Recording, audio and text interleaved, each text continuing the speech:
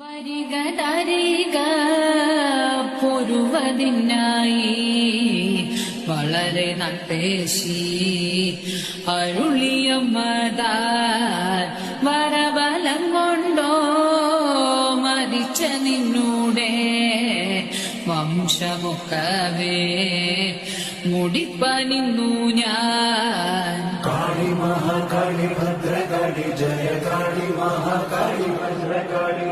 കുരള പെശാതെ കുറുകന്നില്ലേടാ കുരളറുപ്പെഞ്ഞാൻ ഉറച്ചുതാരിക കയത്ത താരീകൻ ശിരസർത്തമ്മ തിരുമാങ്കം നീലോ വാഴുമെന്നമ്പികേ.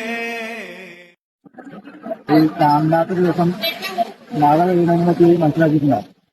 പ്രധാന വിഷയം എന്താ വെച്ചാൽ ഈ ചാന്ത് പൂർണ്ണമായിട്ടുള്ള ആ ചൂടോടുകൂടിയാണ് ഭഗവതിയുടെ മേലെ അഭിഷേകം ചെയ്യുക. കട്ടയായി കഴിഞ്ഞാൽ നമുക്കിത് ഒഴുകിപ്പോയില്ല.